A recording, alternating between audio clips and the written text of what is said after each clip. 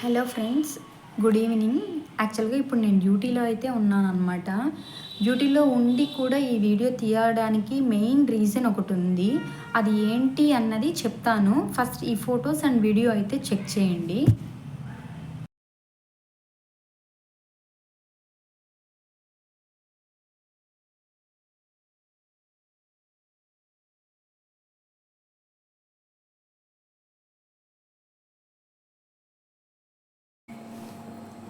So చూశారు కదా ఆ ఫొటోస్ వీడియోస్, అది ఏంటో చెప్తాను ఇప్పుడు. యాక్చువల్గా తను ఒక పేషెంట్ అనమాట. కాలింది అని చెప్పి వచ్చింది. ఎక్కడ కాలిందంట అమ్మా అంటే కాలని చెప్పి చూపించింది. ఎప్పుడు కాలింది అంటే నిన్న అయ్యిందమ్మా అని చెప్పి చెప్పిందనమాట. ఏమైందమ్మా అంటే నేను ఒక రెస్టారెంట్లో వర్క్ చేస్తానమ్మా. పప్పు దింపేటప్పుడు ఆ కాడ ఉంటుంది కదా కుక్కర్ది, ఆ కాడ విరిగిపోయింది. విరిగిపోవడం వల్ల పప్పు కాలు మీద పడిపోయింది అని చెప్పింది. పడిపోయింది అనంగానే అది కొంచెం గట్టి పప్పు అంట. కాలు మీద అలాగే అతుక్కునేసింది. అతుక్కునేసరికి అక్కడ రెస్టారెంట్ వాళ్ళు పక్కన వాళ్ళు అంతా సడన్గా ఏం చేశారు, సోయా సాస్ ఉంటుంది కదా, సోయా సాస్ తీసి దాని మీద పోసి కొంచెం ఆయిల్ దాని మీద వేశారంట. వేసి దగ్గరలో ఉన్న ఒక చిన్న క్లినిక్ నేమ్ నేను మెన్షన్ చేయదలుచుకోవట్లేదు. సో ఒక చిన్న క్లినిక్ ఉంటే ఆ క్లినిక్కి వెళ్ళారంట. అక్కడ వాళ్ళు ఇచ్చిన ట్రీట్మెంట్ మీకు ఎలా చెప్పాలి, ఇప్పుడు మామూలుగా మా హాస్పిటల్ కూడా వస్తూ ఉంటారు పేషెంట్స్. యాక్చువల్గా చదువుకోకుండా ఉంటారు చూసారా, వాళ్ళు కూడా ఏదన్నా పడిపోయారంటే వస్తారు. వచ్చి వెంటనే మాకు ఇన్ఫెక్షన్ అవ్వకుండా తెల్ల సూది ఉంటుంది కదా అది వేయండి అమ్మా అని అడుగుతారు. అలా ఉన్నారు ఇప్పుడు జనాలు. అలాంటిది అట్లీస్ట్ ఇప్పుడు నా దగ్గరకు వచ్చిన పేషెంట్కి అట్లీస్ట్ ఒక టీటీ ఇంజెక్షన్ కూడా ఇవ్వలేదు ఆ క్లినిక్ వాళ్ళు. ఊరికే ఏం వేశారమ్మా అంటే నరానికి ఏదో సూది వేశారమ్మా, ఇక్కడ చేతికి అయితే ఏం సూది వేయలేదు, ఇంకా తెల్ల సూది అసలు ఇన్ఫెక్షన్ అవ్వకుండా సూది ఏం వేయలేదు అంటే సరే ట్యాబ్లెట్స్ ఏమి ఇచ్చారమ్మా అంటే మీరు నమ్ముతారా నమ్మరు, ఒక డైక్లోఫెనాక్ ట్యాబ్లెట్ నిన్న ఈవినింగ్కి ఈరోజు పొద్దున్నకి ఇచ్చారంట అంతే. అట్లీస్ట్ ఒక యాంటీబయాటిక్ కూడా ఇవ్వలేదు. మీరు చూశారు కదా అది ఎంత కాలిందో అనేది. అంత కాలున్నప్పుడు ఆ మినిమం ట్రీట్మెంట్ కూడా ఇవ్వకుండా పెట్టిన క్లినిక్ అది ఏంటో నాకైతే తెలియదు అసలు. సరే అని చెప్పి ఇంటికి రాకముందు వరకు బాగానే ఉందంట. ఇంటికి వచ్చిన తర్వాత నుంచి ఇంకా బబుల్స్ లాగా అవ్వడం స్టార్ట్ చేసిందంట. అంటే ఆ ఫొటోస్లో ఉన్నాయి చూసారా, అట్లా బబుల్స్ లాగా అవ్వడం స్టార్ట్ అయిందంట. నైట్ వాళ్ళ హస్బెండ్ ఆమె ఎక్కువ మంటగా ఉంది అనేసరికి వాళ్ళ హస్బెండ్ అరిటాకు ఉంటుంది కదా అది కప్పాడంట. కప్పినప్పుడు కొంచెం మంచిగానే అనిపించిందంట ఆవిడికి. ఇంకా రాను నైట్ అయ్యేసరికి పొద్దున్న అయ్యేసరికి మంట ఎక్కువ అయిపోయిందంట. ఆమె వల్ల కాలేదంట అసలు. మరి ఎందుకమ్మా హాస్పిటల్కి రాకుండా అలా ఉన్నారు, మరి అంత ఎక్కువ ఉన్నప్పుడు హాస్పిటల్కి రావచ్చు కదా అనేసి అంటే ఎండ తగిలేసరికి ఇంకా మంట ఎక్కువ అయిపోతుందమ్మా, ఆ బాధ భరించలేక ఈ బాధ భరిస్తూ అలాగే ఉండిపోయాను, అందుకే ఇప్పుడు కొంచెం చల్లబడ్డాక 5:30-6 అలా వస్తున్నాను అని చెప్పిందనమాట. సరే ఈ గ్యాప్లో ఏం చేసింది, మంట తట్టుకోలేక వాళ్ళ పక్కింటి ఆవిడ ఎవరో చెప్పిందని చెప్పి ఫేర్ అండ్ లవ్లీ ఉంటుంది కదా మనం ఫేస్కి అప్లై చేస్తాం, ఆ ఫేర్ అండ్ లవ్లీ అప్లై చేసేసింది. నేను ఆమెని తప్పు అని నేను చెప్పట్లేదు, కానీ వాళ్ళు పెయిన్ తగ్గడానికి వాళ్ళు ఆ సిచ్యువేషన్లో వాళ్ళకి ఏం అర్థం కాదనమాట. ఆ పెయిన్ అప్పటికి తగ్గిపోతే తగ్గడానికి ఏం చేయాలి అన్నట్లు వాళ్ళు ఎవరో సరే చెప్పేసరికి ఆవిడ ఏం చేసింది, అది అప్లై చేసేసింది. అదేంటంటే అప్లై చేసిన కొంతసేపు బాగుంది, రాను అదేంటి గట్టిగా అయిపోయి అంటగట్టినట్టు అయిపోయింది అనమాట. ఇంకా పెయిన్ ఎక్కువ అవుతుంది కదా.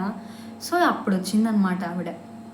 అసలు మీరు నమ్ముతారో నమ్మరు, అది క్లీన్ చేస్తుంటే ఆవిడ పడిన బాధ నేను తట్టుకోలేకపోయాను. ఆ పెయిన్ ఆమె అంత పెయిన్ అనుభవిస్తుంది, అంత బాధ అనుభవిస్తుంది.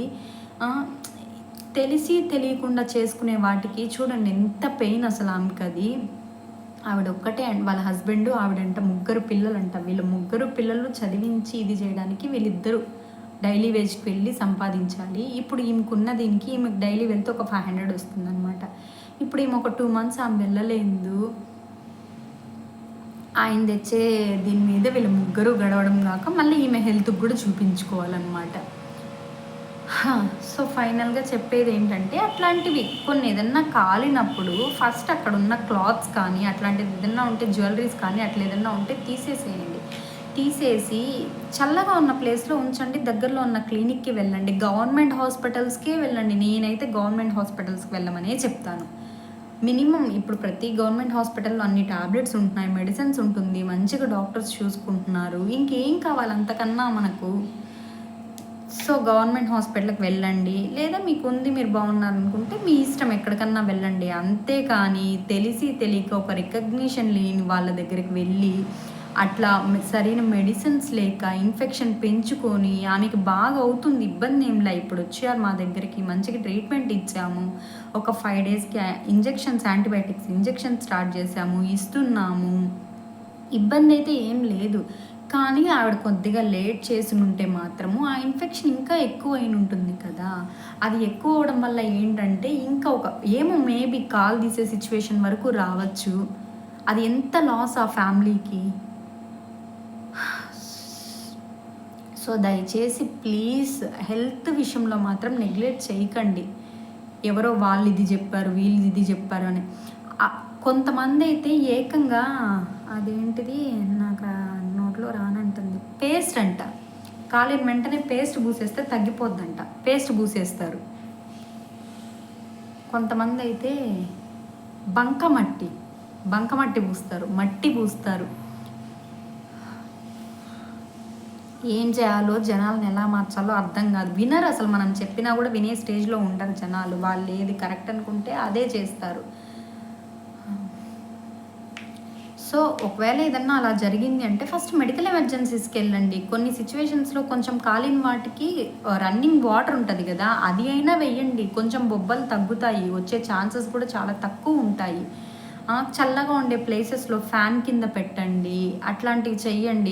కొంతమందయితే కాలిన తర్వాత బబుల్స్ వస్తాయి కదా! దాన్ని సూదుగుండ్లు ఎత్తుకొని గుచ్చుతారనమాట. అవి కూడా ఎఫెక్టే. ఇట్లాంటి చిన్న చిన్న వాటి వల్లే పెద్దవి చేసుకుంటారనమాట జనాలు. ఆ మినిమమ్ నాలెడ్జ్ లేక. ఎంత ఎంత జనాల్లోకి వెళ్ళి చెప్పినా, చేసినా మళ్ళీ ఇలాగే చేస్తుంటారు.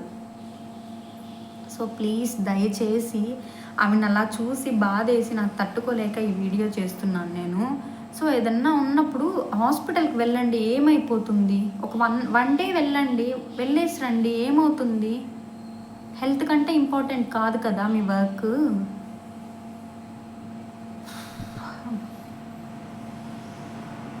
ఫ్రస్ట్రేషన్, బాధ. Okay friends, first of all take care of your health.